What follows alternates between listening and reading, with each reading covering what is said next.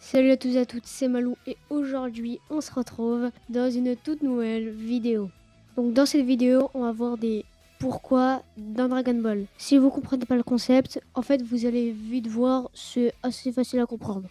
Et je vous le dis, let's go!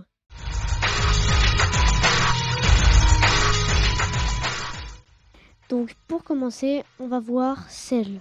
D'abord, il faut savoir que Cell est un cyborg et qui n'est même pas la base d'un humain. Par exemple, C18 et C17, ou même le docteur Gero, étaient avant des humains qui se sont transformés en robots, ou qui se sont fait transformer. Et donc, par conséquent, il n'a pas d'âme. Du coup, on peut se poser la question comment il a réussi à se faire juger par le roi Elma. Car il faut avoir une âme, et pour le coup, Cell n'en a pas. Alors, comment vous m'expliquez qu'on voit Cell en enfer ?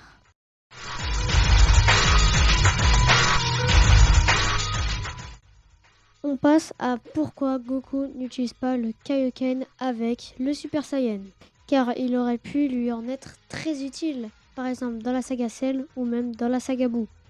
Et oui, je sais que l'on voit Goku avec le Kaioken Super Saiyan, mais il n'est pas canon. Et ce qui prouve que Goku aurait peut-être pu l'utiliser, c'est que dans DBS, il utilise le Super Saiyan Blue combiné d'un Kaioken. Car il faut bien se rendre compte que comme vous le savez, le Kaioken peut multiplier les puissances par 2, 4, 10, etc. Donc imaginez si Goku en Super Saiyan 3 avec un Kaioken x2. Eh bien ça multiplierait par 2 le changement du Super Saiyan. Donc au lieu que le SSJ3 multiplie la puissance par 400, elle se multiplierait par 800. Et donc ça donnera un gain de puissance phénoménal. Et oui, je sais que déjà Goku avait du mal pour garder le Super Saiyan 3, alors rajouter un Kaioken serait 2 fois plus dur et donc presque impossible.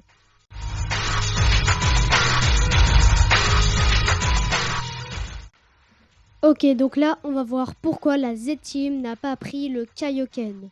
Parce que le Kaioken aurait pu leur être très utile dans la saga Namek et dans la saga Cell.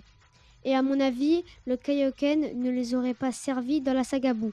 Car même avec le Kaioken, il serait toujours bien moins fort que Buu ou même Dabra.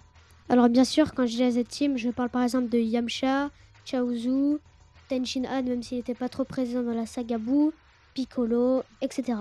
Mais au cas où, ils auraient pu l'apprendre quand ils étaient morts dans la saga Buu. Et aussi, j'ai dit que l'aura de Kaio ne leur servirait pas dans la saga Saiyan. Alors en vrai, ça aurait été largement mieux, mais rappelez-vous, ils ne connaissaient même pas cette technique. Donc je reviens dans la saga Namek. Par exemple, pour Piccolo, le Kaioken lui aurait été très utile contre Freezer. Et imaginez Piccolo contre C17 dans la saga Cell avec un Kaioken x10 ou même x20. Eh ben il aurait tué C17 et Cell n'aurait jamais pu atteindre sa forme parfaite. Et encore, si Piccolo l'avait eu, il aurait tout simplement tué Cell lorsqu'il a fait sa première apparition.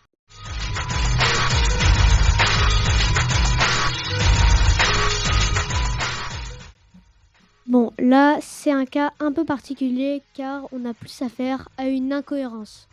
Du coup, le problème est que pourquoi Goku monte aussi vite en puissance dans la saga Namek ? Parce que quand il est arrivé sur Namek, il avait 90 000 unités. Et après s'être fait guéri, il est énormément monté en puissance. Alors normalement, lorsqu'un Saiyan frôle la mort et se font guérir, ils deviennent plus forts car ils obtiennent un Zenkai. Mais je veux bien que ça passe de genre 90 000 à 100 000, mais non, ça passe de 90 000 à 3 millions. Et en plus, il utilise le Kaioken x20 pour avoir la même puissance que Freezer qui était à 60 millions. Alors que pour arriver sur Namek, il s'est beaucoup entraîné et a même frôlé la mort plusieurs fois et s'est guéri grâce au Senzu et a atteint 90 000 unités.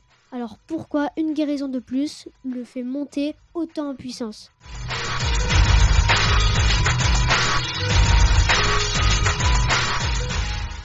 Alors oui, on va encore parler de Cell, mais je vais parler de son noyau. Parce que lorsque Cell s'autodétruit et que Goku se sacrifie et le téléporte dans la planète de Maître Kaio, eh ben, il survit. Et nous explique pourquoi et comment il a survécu et nous dit que si son noyau situé dans sa tête n'est pas détruit, il reste toujours en vie. Eh ben alors, expliquez-moi où est son noyau qui est normalement dans sa tête car là, il serait tout simplement mort parce qu'il a juste plus son noyau. Et voilà les gars, cette vidéo est déjà terminée. J'espère qu'elle vous aura plu. Moi en tout cas, j'ai trop kiffé à la faire, comme d'hab.